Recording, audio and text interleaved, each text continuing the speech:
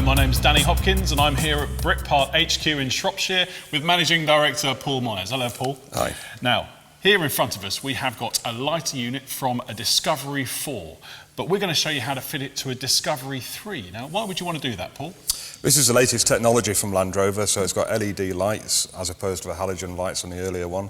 So better visibility, lower power consumption, and the unit looks a lot better. Yeah, it certainly does. So let's go over to the workshop and see how Martin does it. Okay, so one of the quickest and easiest ways of upgrading the styling of your Discovery 3 is to change the original red tail lamps for the LED units that were fitted to the Discovery 4. They're a very simple upgrade, very easy to fit. The only thing you need to do is solder a 15 amp ballast resistor into the wiring of the lamp so that the car can tell that there's actually a light fitted, because the LED bulbs are much lower resistance than standard ones, so you'll get a message on the dash. So it's a quick and easy job. We're going to get straight to it, and the first thing we're going to do is remove the light by undoing the two screws and popping it out of the body. Okay, so undo the top screw first. They come undone very easily, they just thread into plastic. And put that aside. Then the lower one. Once these are out, it's just a case of releasing this rear edge from the body. You want to use a plastic tool, not anything metal, otherwise you'll damage all the paint. In at the top, do the second one. Then the original light just comes out like so. Turn the light over.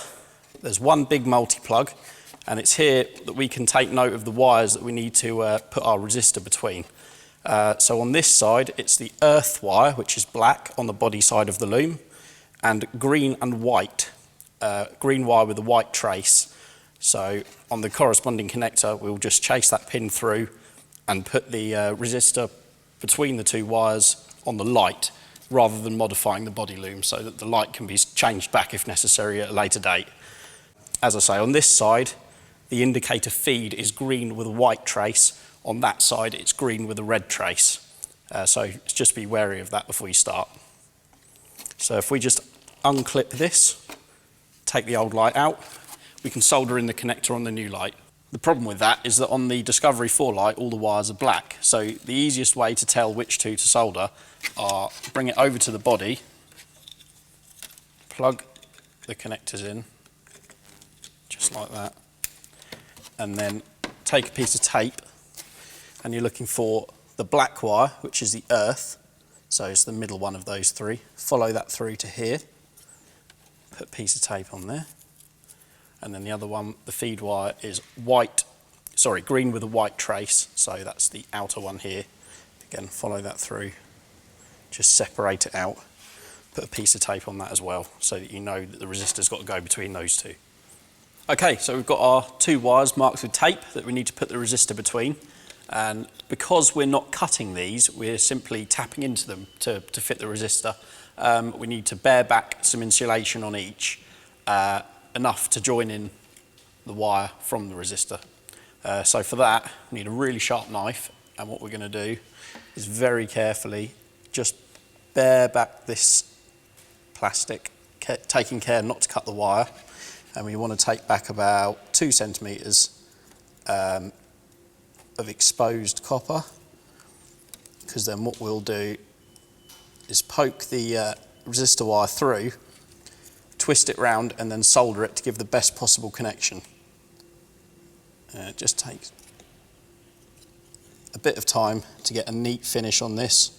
It'll all be covered over and insulated in the end anyway, so it's not vital that it looks perfect. So that's one done, as you can see. The earth wire is slightly thicker, so it's a bit easier. The other wire is a little bit smaller, so you need to be a bit more careful with this one, otherwise you can nick the copper. Just scrape that insulation back. Again, about 2 centimetres is about perfect for this. Okay, so take the knife again, just go right through the middle of these strands and open them up like so. Do the same on the other wire, straight through the middle, bit of a twist just to open those copper strands up. Once you've got them both open, take the resistor. Doesn't matter which way around you fit this, because it doesn't have any diodes or anything in it. Poke one end of the wire through here, and then just twist that round to secure it.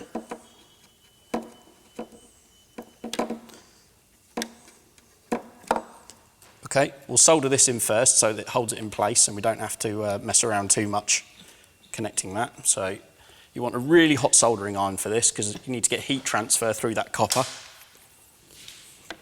Take your solder, just make sure your soldering iron's hot enough. Heat from below the wire, tap the solder on, just get it running, and then you want to coat that wire completely so that it all joins together nice and strong. So that side's done. Do exactly the same again on this side. Take the resistor wire, poke it through, fold it over, bit of a twist, just to get it to stay in place nice and tight while you solder it, give a good strong connection.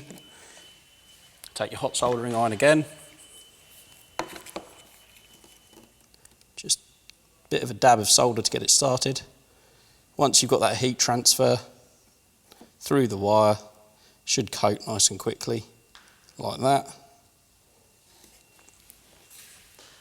And then all we need to do, once that's cool enough, is just get some black insulation tape. Make sure that's well insulated so it can't rub against anything, short out on the body or anything like that. A few rounds around there, nice and tight.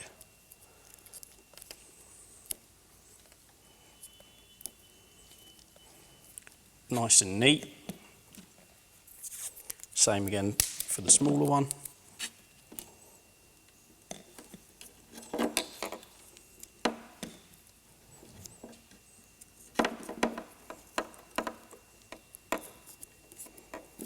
Like so. And again, because we're modifying the wires on the back of the lamps, if ever you want to refit the original lights, you haven't cut the body loom about at all, so it's all completely standard on the vehicle side, which is a good idea if you ever want to sell the car or take it back to standard or anything like that. Just cut off the little tags that we fitted earlier. Don't need them anymore.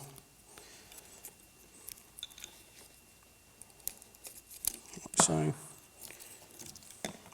Okay, now I've just put some double-sided tape on the back of this resistor.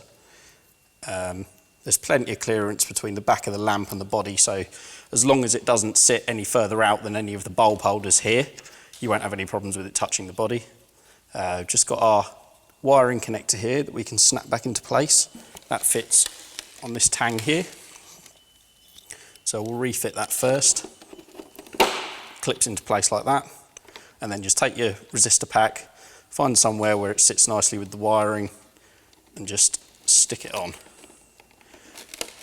And now, light's ready to be refitted. Okay, so we've got our new Discovery 4 light.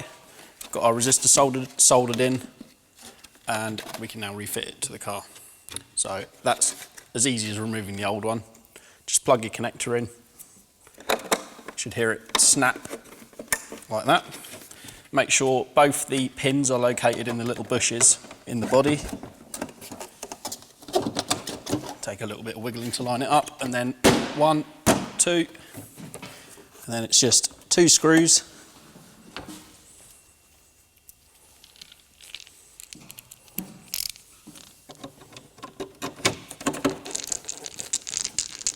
Top one, just nip those up, and then the bottom one.